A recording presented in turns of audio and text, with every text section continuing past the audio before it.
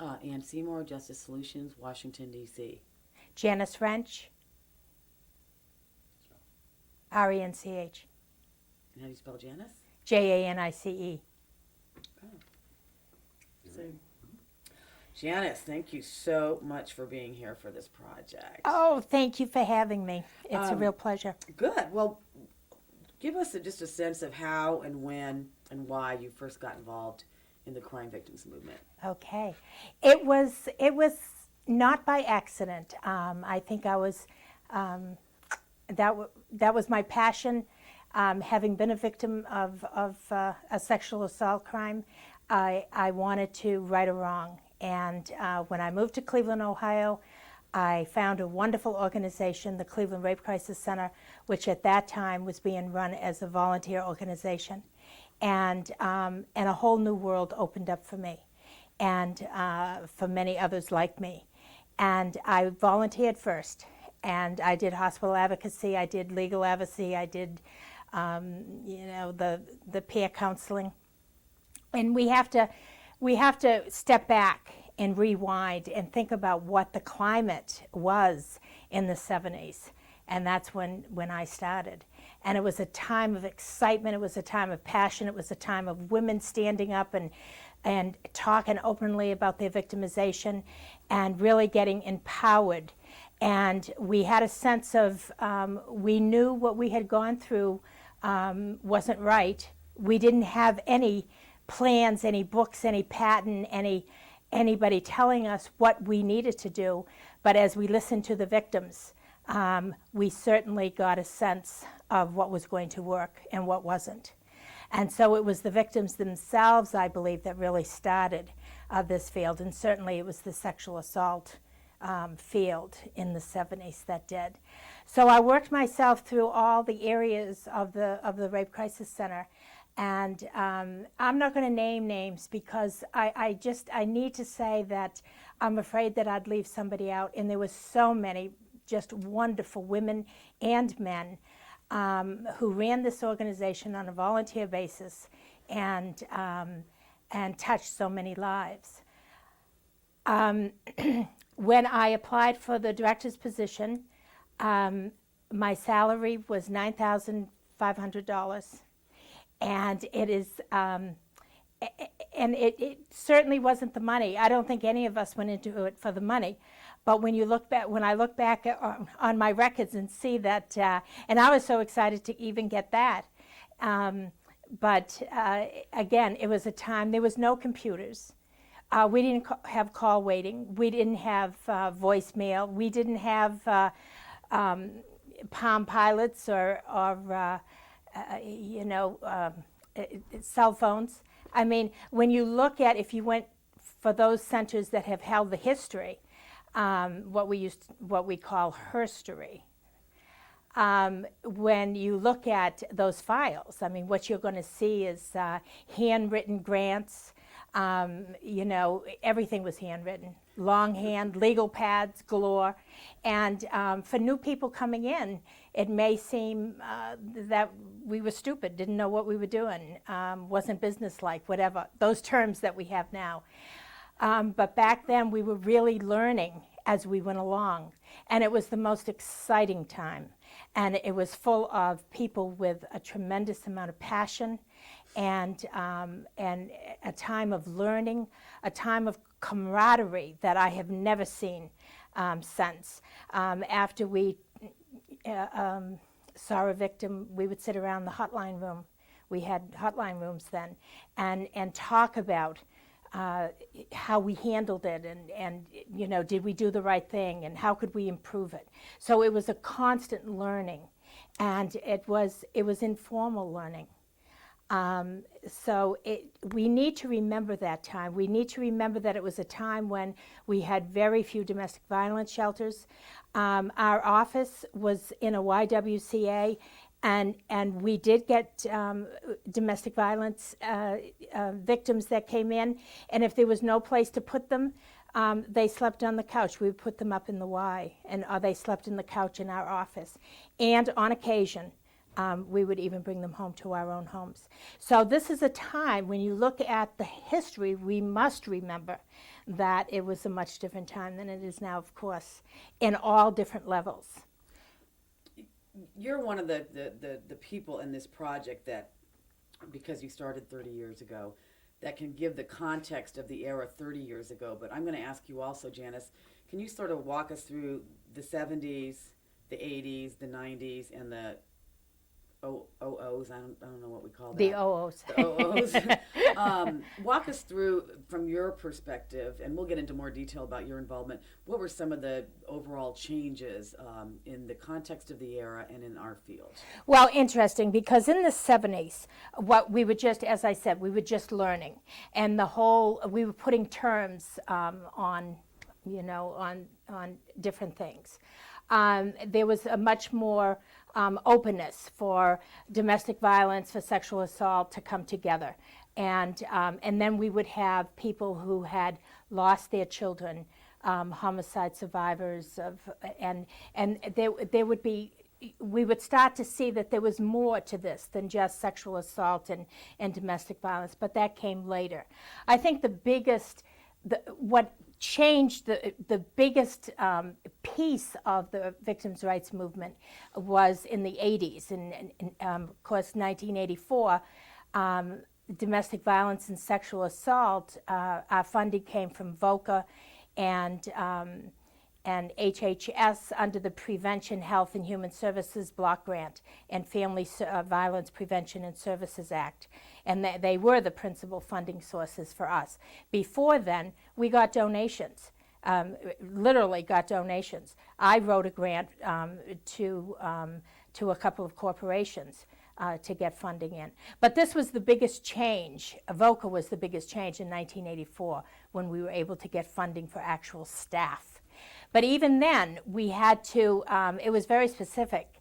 And we had to write the grant so that we were able, we left a window open there so that we did what the grants specified, but also there was some opportunity to do some outreach and other things. So in 1988, in the 80s, when we started to look at funding, although it opened a lot of doors for us as a field, but I believe that it was at that point too that we started to become kind of fragmented. And at the end of the 80s, we saw many more people coming in onto the field as soon as there was advertisement about money. It was like everybody wanted a piece of it, and that's really when we started to break away, in a sense, with each other. And it happened slowly. But I have to say, and it still continues. It still continues to happen. The fight for money is what keeps us, I believe, from being able to really do the work that still needs to be done. So we received more funding. We were able to get equipment.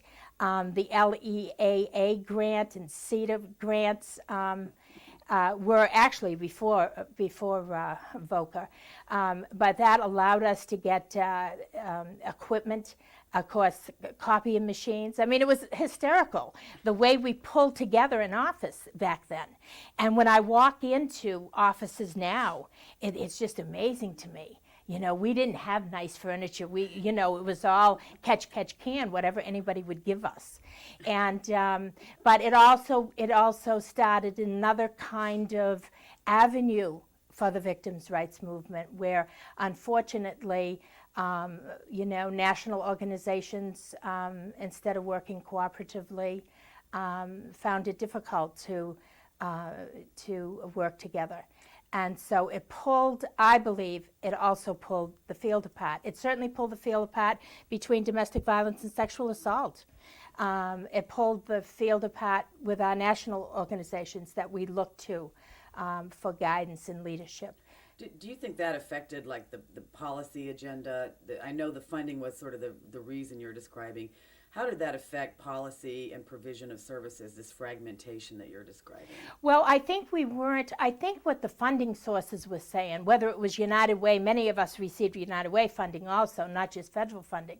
But I think the funding sources were saying, look, you need to, they were saying it back then, you need to work together, you need to collaborate, you need to really get along. You know, we can't fund everybody. We can't keep pouring money into this field when, you know, when people are over here, you know, complaining and trying to get all the funds. So I think that it did. It stalled policy and in that area of growth. I think it stalled it. I think it held us back. I think it still holds us back. I think it still holds us back. So. That's great. In your pioneering area of victim assistance, which is, I think, grassroots and providing a focus on violence against women, but also you're a noted author, so talk about that if you want. What was the greatest challenge that you and your colleagues faced in affecting change early on? Oh, I think that our goal was to institutionalize the right way to treat victims, all victims.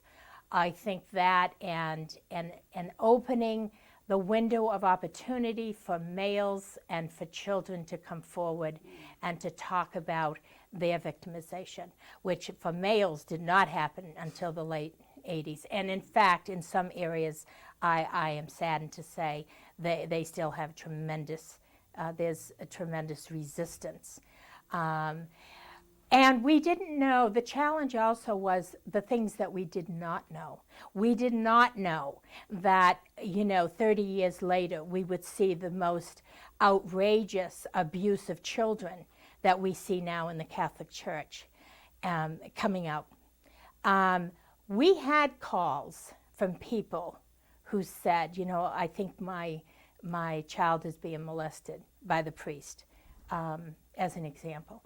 And I have to shamefully say that many of us did not totally believe that this ever could happen. And I'm talking back then, I'm not talking now. And so I think the challenge was what we didn't know, what was ahead of us.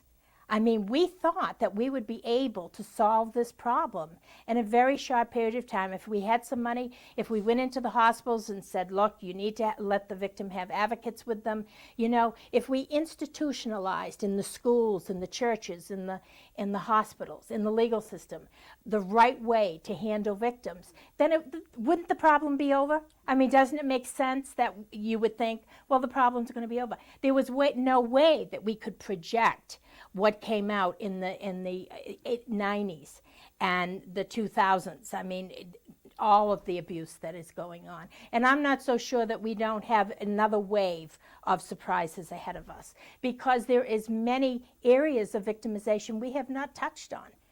We have not really dug deeply. And so I think those were the challenges, the things that we did not know that was ahead of us. Remember, that was a time when police did not want to talk to advocates. They did not. In fact, they called us ugly. They called us fat. They had derogatory names for us that were working in the field. We worked hard to get a working relationship with law enforcement.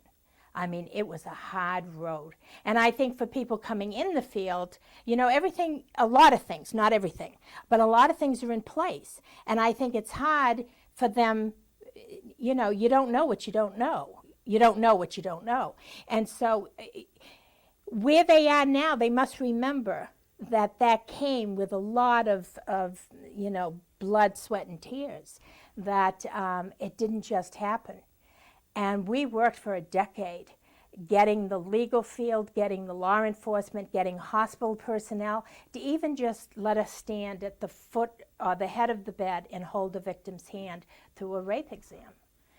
So those are the things we can never, ever forget as part of our history. Do you think young advocates today know what you're describing? No, I don't, and I don't expect them to have the same emotional feeling about the past. But I do hope that along the way in our training, that we always kind of remind them. It's like hearing the story. Our parents would say, "What are you complaining about?" I used to have to walk to school 100 miles with snow up to my neck, and who wants to hear that? We poo-poo it. That's not my experience. So you really don't get the emotional connection unless you've experienced it. So I don't expect them to have that, but I expect us as a movement to, in our training and in our conversations, to remind people that it wasn't always the way it is today. And that's what this wonderful video, I hope, will do. I hope it's part of training. I hope so too. What are some of the secrets and tactics and strategies y'all employed that were successful? Back then? Or even now, think linear. Gee, that's a very good question. I think that the strategy was just to plow ahead. We were one focused. We just knew what we knew. And it was like we had blinders on. And we knew what victims of crime, we knew what they needed. One of the strategies also that we used was we listened. We listened to victims. We did not have a list of things that we checked them off. Do they fit this criteria? There was no criteria. And we learned very early that victims knew what they needed on an individual basis. There is not one rule book that says all victims should go through A, B, C, and D. And that's when I think of the future, and when I think of what's happening with academia, with social work, with some of the training that we have, what I'm so concerned about is that we're going to pigeonhole victims, and we never want to do that, because what works for me will not work for you, and what works for you may or may not work for me. And I don't know that we're taking the time, and I don't know that we're validating to the workers that it's okay to take the time to do this. But Ann, I can't tell you what we learned. I mean, the victims know what's best for them. We do not know what's best for them. And that was 30 years ago. Has that changed today? Because there's been a lot of research and protocols developed. Is it still important to really focus on the single victim and not all the... Well, I think that, I think we do need to focus on the single victim. I think it's very important to, and I'm not sure that we're doing that. No. I think in some areas, in some centers, in some prosecutor's office, perhaps we are. But I think overall, it's just, I only speak from my experience, I think we are trying to get, kind of a checklist of, well, they're here now, and this is where they're going to be in a month, and this is what we've got to do, and then we've got to close the case. There's more of a push to, to make this very neat and clean, because we do have some tools that are very helpful for victims. But it's, when I walk into the office, it's much different. I don't walk into the climate of a hotline room where everybody's sitting around talking about, did we do everything we possibly could for this person? That was a great overview of the successes. What were some of the failures then and now as you see them? I don't like to use the word failure because there was nothing to, we didn't have a checklist. So, we did some things that were right, and we did some things that we found out later perhaps were not good. And I think some of those, again, were we didn't realize the extent of the victimization of the population. Back then, we didn't realize that perhaps, like we know now, that males maybe heal quite a bit differently than females do. So I think that perhaps was a challenge for us back then. I think another challenge was, and we have not done this well, and that's the diversity issue. We have not diversified this field, and it really saddens me to continue to go to meetings, conferences, and see just a body of white people. It saddens me because we know that that victimization touches everybody, and it's from every class to every color to every nationality, and we have not. If there was one thing that we have not done well, I would say we have not touched the the inner city well. I don't believe. And even for those programs the few programs that are in the inner city, I don't believe that we have been collaborative in our work with them. For those of us who live out in the suburbs, reaching out, or if we lived in the city, reaching outward. And a piece of that is our challenges as white people. We don't understand the diversity issue anyway. And so that should be part of every training, I believe, that we don't have enough diversity training for us white folks to understand, again, the way we counsel is different in the minority population, and we have to understand the culture before we can offer to help. And so that, I would say, that's the number one thing. What do you think, Janice, has been the greatest accomplishment that has promoted victims' rights and needs? And I know it's really hard to name one, so you can maybe go for two. Thanks. Well, certainly having, I think, the federal government in back of us with the funding. I mean, I don't know where we would be without that. So I would say probably, I would have to say and then, and secondly, I think that we have, through no planning, there are so many of us that are so passionate about the victims' rights movement that it has rubbed off on many newer people, and so I think that probably.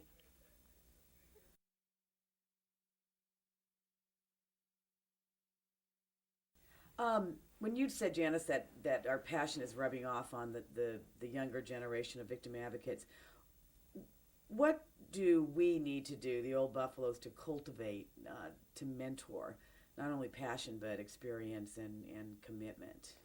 I think we need to have I think all of us need to make a commitment that we will mentor, and that we will take on that leadership role and be there for the new people that are coming in. It's one thing to say, well, we'll establish a mentoring program, and it's another thing to actively proceed with that and look for agencies where we can go in and do it. And I think that, I see that we need to do that very quickly before we lose before we lose so much of what we've gained. Right. What do we need, Janice, today to continue the growth and professionalism of our field? Or another way of asking that is, what's missing? I think I think what professionalizes any field is some kind of paper that says you have accomplished A, B, C, and D, and now here's a certificate that says you have met standards that the field themselves have chosen. It's not going to work, and I'm afraid if we don't do it ourselves, that somebody else is going to do it for us, and we may not like the standards that they choose. Now, saying that, I want to from my perspective, it's not so much what your degree is. In fact, I can honestly say that most of the advocates that are on target with victims don't necessarily have any degree whatsoever.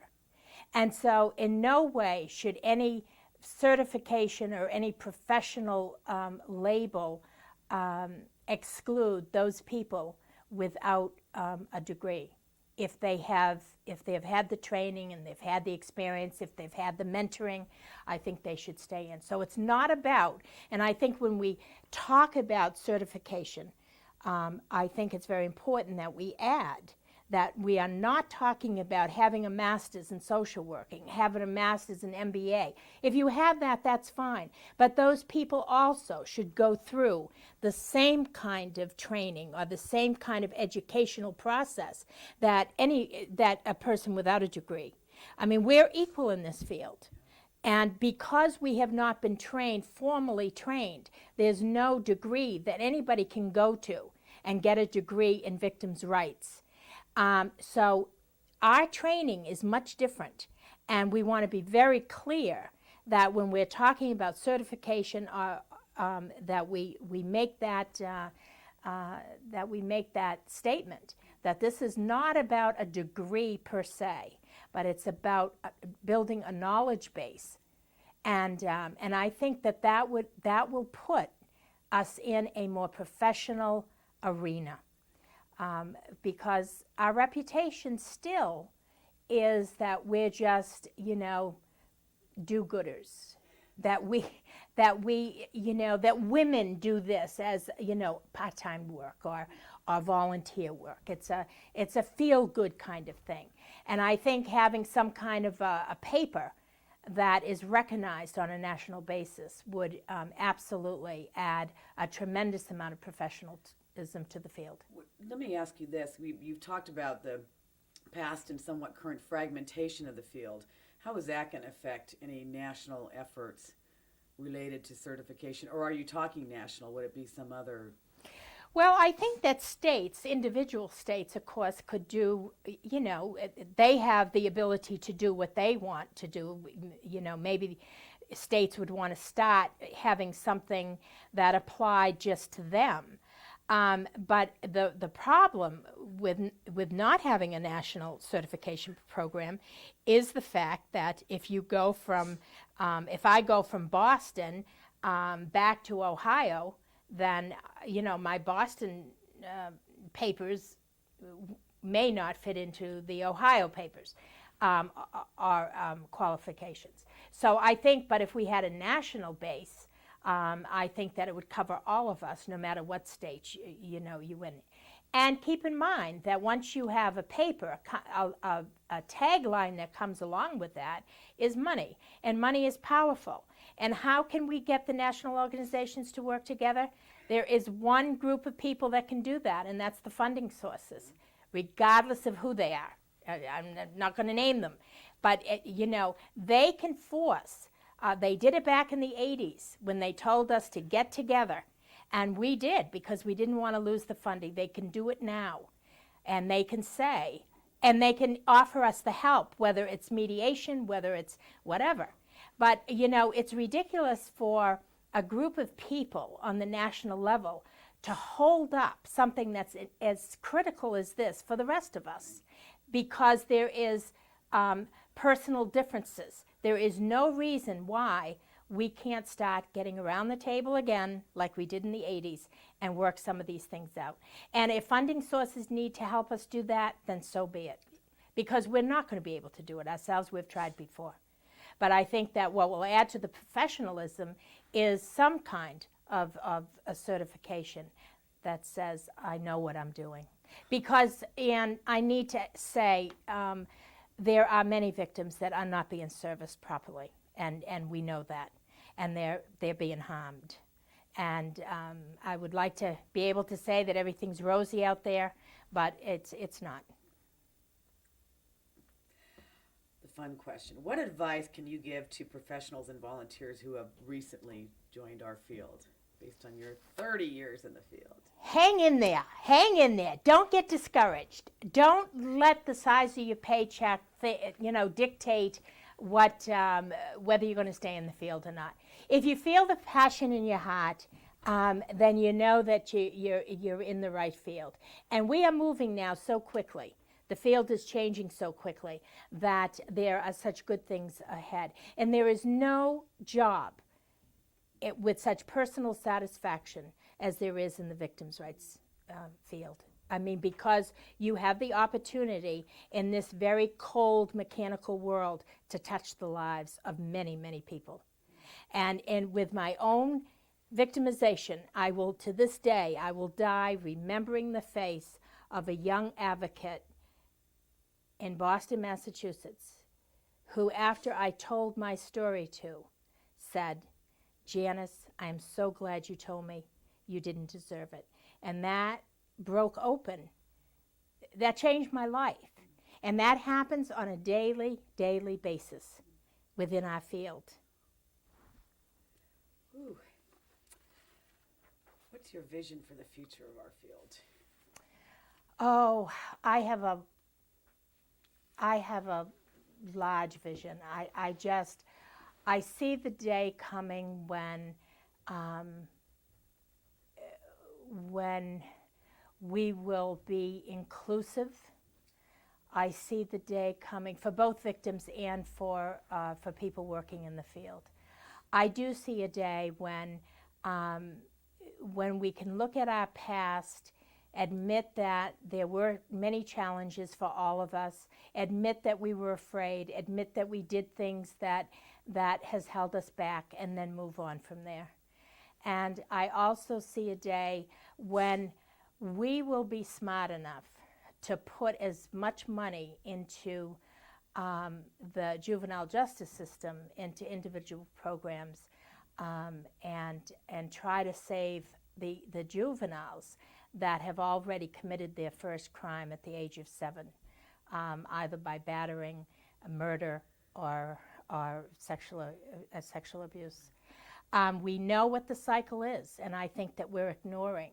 The cycle is that if you're abused, that the chances are, and particularly with males, the chances are you're going to be an abuser. Then why in hell do we wait until we get them into the criminal justice system and then talk about rehabilitation? Why aren't we putting more money into the juvenile system so that we can take these kids and we can start making some changes, when they're 8 and 9? This is a good segue, Janice. You have made a mark in the field working with adolescents and younger victims, both in dating violence, but particularly in the area of domestic violence among young folks. What are some of the lessons you've learned, or I think you've addressed a little bit where we need to go with that? Why is that such a priority for you, if not the field? It's a priority for me because I want to see, one of my visions is to see the numbers decrease, and they're not, they're increasing. So if we're doing such a good job, why are the numbers increasing? If we're doing such great, training, then why don't more people understand that we need to address these issues? It's a priority because I do not want to see the wasted lives of very, very young children. And I think that we can make a difference, again, with an 8 or 9-year-old. We don't label them rapist at that age, but certainly many of them in our juvenile system have sexually assaulted a sister, a neighbor's child, and we hope it will go away. Well, it's not going to go away. We know that males act out with violence if they have been victimized. We know that females internalize that kind of pain, and they do damage to themselves. And so prevention is a big piece of my work, as you know, and I think that, unfortunately, by the time we have an adult offender, it is my belief that there's really very little we can do. Dr. Abel did a wonderful study back in the 80s where, you know, he was the one that said, by the time you get an offender, a sexual abuser in the legal system, that they have already committed 200 to 400 crimes. Why don't we look at those statistics? You're not going to be able to rehabilitate at that point. But there's a lot of hope for a little 7-year-old or 9-year-old. There's a lot of hope. There is. Well, almost the last question, because I'm going to ask you a bonus question. What's your greatest fear for the future of our field? The greatest fear that I have is that we're just going to get seized up by, by academia or social workers, or that we're going to become vanilla. And if you had a young'un come into your office tomorrow and ask you, Janice, what's the biggest difference between when you started in 73 and 2003, what would you tell them? I would tell them that the biggest difference is that people at least now will listen. That people now at least are starting to really believe that it happens to children, it happens to women, and it happens to males. The whole realm, not just sexual assault, but the whole realm of victimization. That we're all in this together. And I think that we're starting to see that none of us are immune from it. It's not just the woman walking down the street that gets pulled into the bushes. You know, we're all vulnerable.